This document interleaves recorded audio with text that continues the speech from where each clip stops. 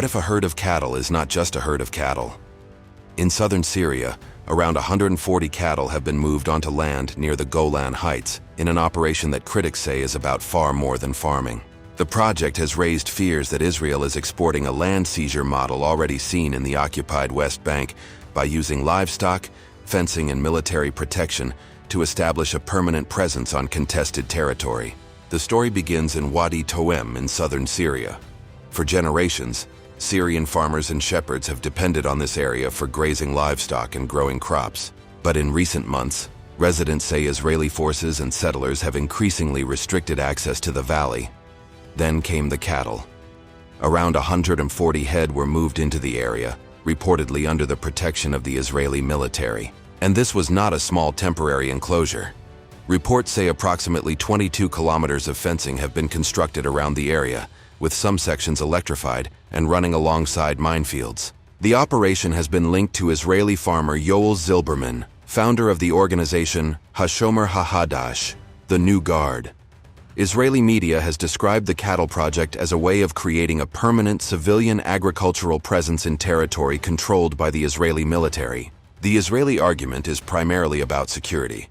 The cattle help establish a controlled presence and, according to Israeli reporting, keep Syrian herders away from sensitive military positions.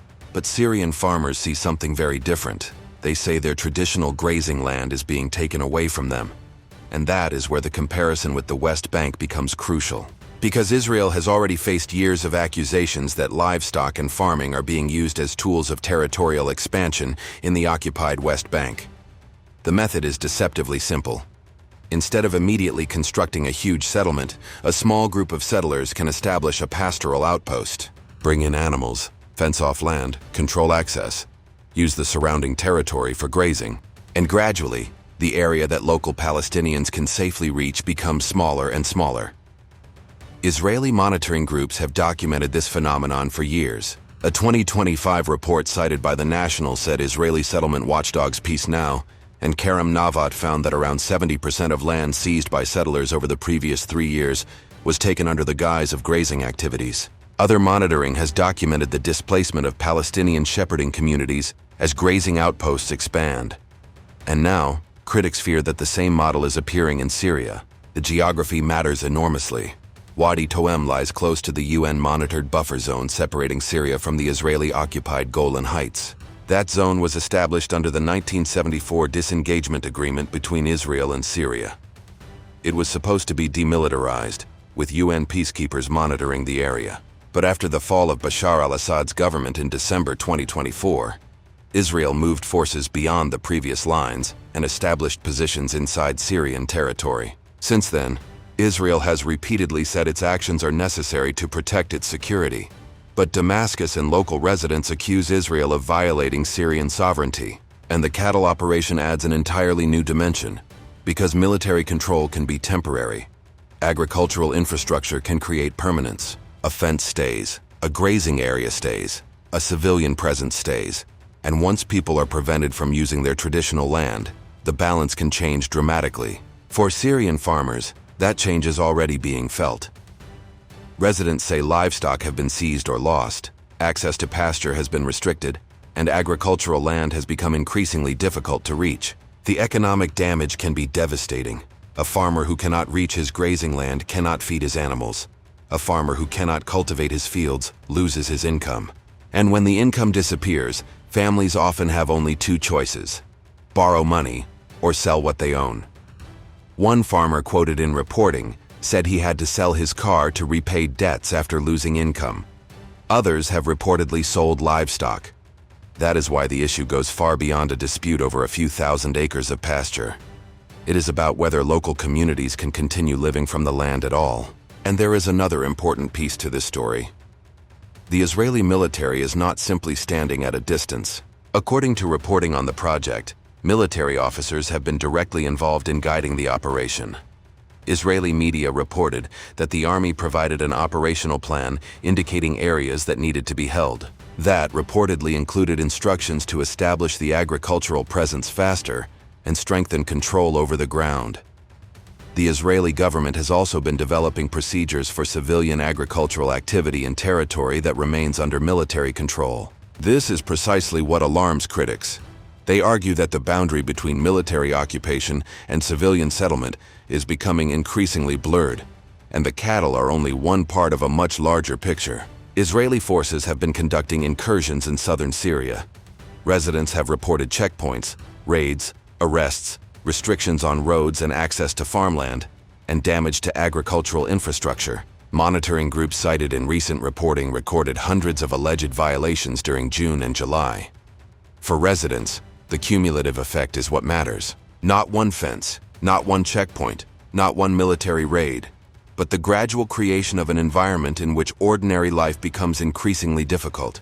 One local farmer's representative described the fear as a process designed to push people away from the border area without directly ordering them to leave. And that is a critical distinction, because displacement does not always happen through a formal eviction. Sometimes it happens because people can no longer safely graze their animals. They cannot reach their fields. Their crops fail. Their livestock disappear. Their roads are blocked. Their water sources become inaccessible. And eventually, staying becomes economically impossible. This is why the West Bank comparison has become so powerful. In the West Bank, critics say pastoral outposts have demonstrated how a relatively small number of people can establish control over enormous areas of open land. The cattle do not need to occupy every square meter. They simply need access to enough territory to make it difficult for anyone else to use it. And if the military protects that presence, the effect becomes even greater. Now imagine that model operating across southern Syria. A herd arrives, fences go up, local shepherds are pushed away, military positions protect the area, agricultural activity expands, and over time, what began as a temporary security arrangement starts looking like a permanent reality on the ground. That is the fear expressed by critics of the Syrian operation. But Israel's wider strategy in southern Syria is also being tested by another major development: Turkey. Just days ago, Israel struck the Abu al-Duhur air base in northern Syria, saying it was acting to prevent a possible Turkish military deployment. Turkey and Syria disputed Israel's justification. Syrian Foreign Minister Assad al-Shaibani said there were no plans for a permanent Turkish military presence at the base. The United States also called the Israeli strike an unnecessary escalation. So Israel is now dealing with a rapidly changing Syria. Turkey is helping the new Syrian government rebuild its military capabilities. Damascus wants greater control over its territory. Israel wants to prevent threats from emerging near its borders. And Washington is trying to keep these competing interests from turning into another regional conflict. Meanwhile, on the ground, the question of territory is becoming increasingly important. Who controls the roads? Who controls the military bases? Who controls the grazing land?